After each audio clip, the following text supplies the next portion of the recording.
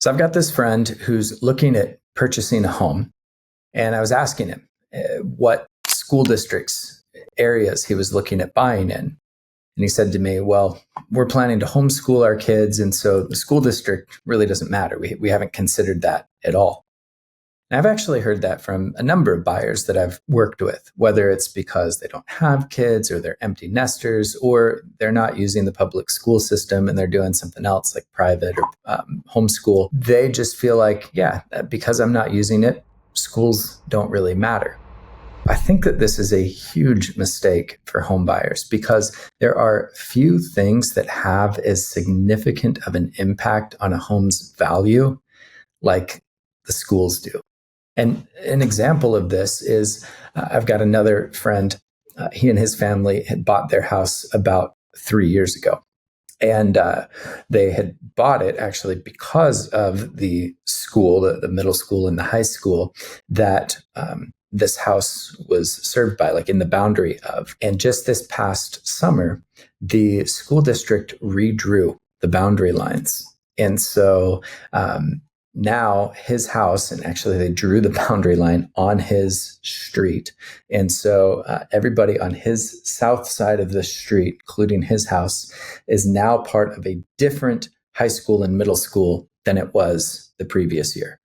Now, sure, they made some exceptions for kids that were already, they didn't pull kids apart. They made boundary exceptions. But it's like if he were to sell his home, the new owners, their kids would be going to different schools than the schools that his kids were going to and the reason why they bought the house. Now, that's kind of getting into the weeds on this, but here's the impact of it. The school that his home is now a part of doesn't have nearly as high of marks when it comes to test grades, AP enrollment, and it's not as well known for its athletics program, which the other school was like elite in all of those areas. And this past fall, there were some houses in his neighborhood that went for sale. A few across the street and a few on his side of the block and a couple streets back, all part of the same neighborhood. You know what the price difference was between those homes? Very, very similar homes built at about the same time, very similar square footage. The price difference was $70,000. They were on the same street, but because of what side of the street they were on and what schools they were served by, a $70,000 difference. People were willing to pay a $70,000 premium to have their kids going to the better middle school and high school. It's kind of nuts, right? But it illustrates why it is so important for home buyers to consider the school district and the schools that their homes that they're looking at will be served by. And, in my buddy's case, like it's also important to recognize that sometimes boundaries can be redrawn. So if the school is really important to you, make sure that you were like solidly within those boundaries, not on the edges of it in case those things get redrawn. I see this in new construction as well, though. They say that homes in elite school districts have like a 20% premium versus homes, like similar homes that are in a more average school district, even if they're in the same city, geographic area. And the most clear evidence of this is with new construction. And so there's near me where the most elite schools are, there will be a builder that's selling the same floor plans, including the same amenities, same lot size as another development of theirs 5 miles away in a more average school district. And the homes that are in that elite school district neighborhood sell for, these are about $1 million homes, they sell for about $180,000 to $200,000 more in that elite school district. So I can see how some people are like, well, because I'm not putting my kids in school or I don't have kids going to the school, like I could save $180,000 by just buying the home in the more average school district neighborhood. And yeah, that's true. Up front, seems like a significant savings there.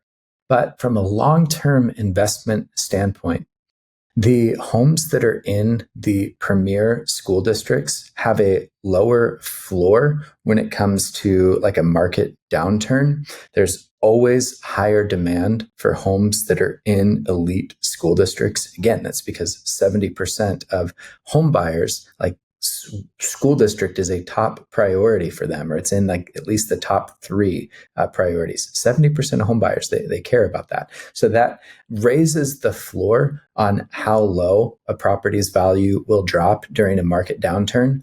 And these homes have a much higher ceiling. When the market is competitive, people will compete even more to get into these homes in the elite school districts compared to those that are in more average school districts. So if you care about protecting your investment, maintaining, if not building equity, then yeah, that school district matters a ton. Well, how do you know what school districts are good and where you should be? A couple of resources there. Greatschools.com, which most everybody knows about. That's a good place to turn. I actually like niche.com even a little bit more. This is not sponsored or anything. They're not paying me to say any of this, although it would be nice if they did. But niche.com is great because they grade the schools and they do a good job of letting you know how they do on testing and reading and math.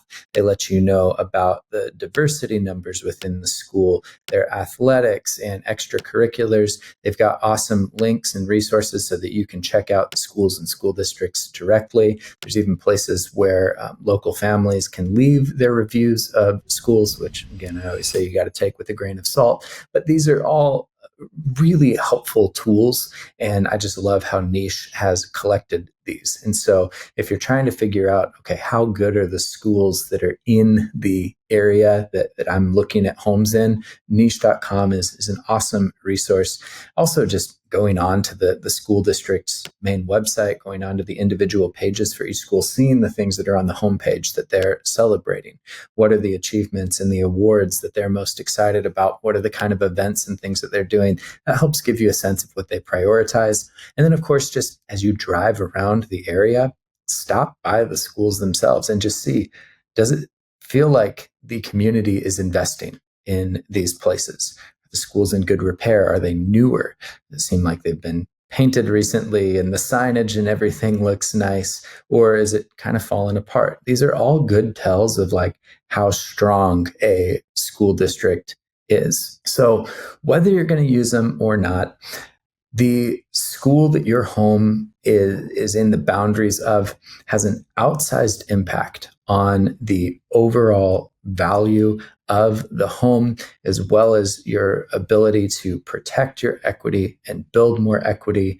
So I think it should be a top consideration for every home buyer. In fact, I would encourage you to purchase a home in the best possible school district that you can, even if that might mean that you've got to sacrifice some square footage or some of the other luxuries that you might like to have in a house that would be you could get in a more average neighborhood. From an investment standpoint, I think long term, you'll be far better off getting the home in the right area and making improvements to that home over time than buying a home that has all the stuff you want, but is in a school district that is not as desirable and therefore doesn't appreciate and has much more risk actually of losing value in a market downturn. Those are thoughts on school districts, the importance for home buyers to consider. If you're new to the channel, man, I would really love to connect with you. And there's a few ways to do that. One, subscribe. Two, leave a comment. I reply to every comment that I get here.